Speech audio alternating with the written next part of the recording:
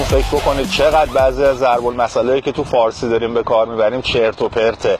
بعد ما هم داریم همینجور نسل به نسل اینا رو منتقل میکنیم. تو این اپیزود چند تا از این ضرب المثلا رو با هم بررسی میکنیم. آشپز که دوتا شد آشیا شور میشه یا بینمک. این یکی از چرت و پرت‌ترین و مزخرف‌ترین ضرب المثل‌های زبان فارسی. همه دنیا داره میره به سمت کار تیمی کردن و آدما رو دور هم جمع کردن و کارهای بزرگ انجام دادن توی تیم‌های بزرگ. اون وقت ما توی فارسی دنبال اینیم که بگیم آقا هر کی فقط برای خودش. همینه نمیتونیم دور هم جمع شیم یه کار درست انجام بدیم دیگه. از بچگی کردن تو مخمون که آقا کار درست می‌خوای انجام بدی تنها انجام بده. شما تمام پروژه‌های بزرگ دنیا رو ببینید کدومشون رو یک نفر داره میسازه. تمام شرکت‌های بزرگ دنیا، تمام صنایع بزرگ، هنرهای بزرگ، همه‌شون تعداد آدمای زیادی تو تیم دارن کار میکنن. لطفاً از این ضرب المثل دیگه استفاده نکنید. این مزخرفه، این کاملا در تضاد با اون چیزی که آدما رو میتونه رو به جلو حرکت بده. خواهی نشوی رسوا همرنگ جماعت شو. یعنی سر تا ته چرته.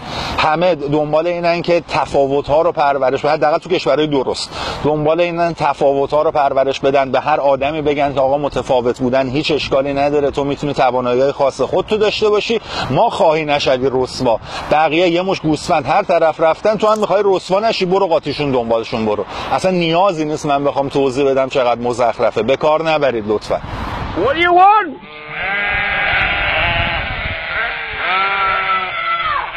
When do you want it?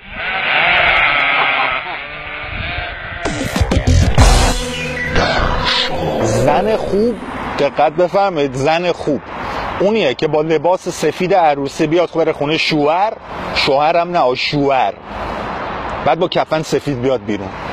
یعنی یارو هر بلایی سر زن آورد، این هیچ صداش در نیاد، هیچ کاری نداشته باشه، صبح تا شب یارو مثلا رفت الواتی اشغال خودشو کرد، هر غلطی خواست کرد، شب به شب اومد زنه رو یه فصل کتک زد، بعد گرفت خوابید، زن صداش ولی نباید در بیاد. چرا؟ چون زن خوب باید با کفن سفید از خونه شوهرش بیاد بیرون. ای مغزتون رو با این ضرب المثل ساختن. This is from Matilda.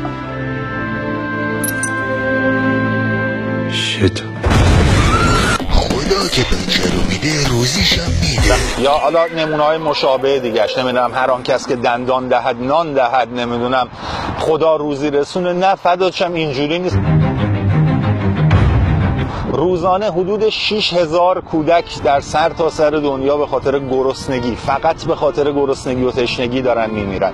اینا دندون نداشتن، دندونشون از کجا اومده بوده؟ چرا روزی اینا رو نگیم؟ این چرت و پرتا. این نتیجهش نمونه‌هاشو دیدیم تو مملکت خودمون. تو فقر مطلق خانواده داره زندگی میکنه، هزار جور مصیبت دارن، هر سالم یه توله دارن اضافه میکنن.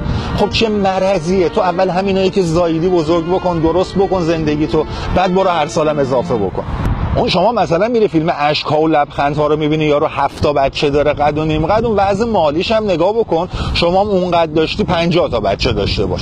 بگذاریم که حالا بحث تربیت اینا و شعور پدر مادر و اینا اصلا داستانش جداست، ولی حداقل از نظر امکانات اولیه وقتی تامین نیستی ببند آقا جون، وقتی نداری ببند، درشو ببند. ها، کاندوم هیچ چیز زشتی هم نیست. کاندوم هیچ اشکالی نداره، استفاده بکن.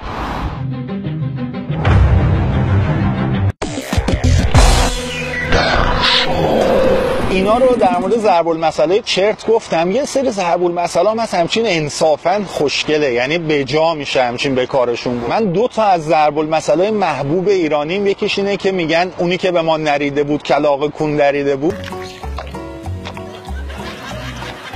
این خیلی خوبه، یه جایی همچین قشنگ درست میشینه. یکی هم اونی که برمیگرده میگه که جلو کسی که گوز میکنه باس برینی تا خفه بشه.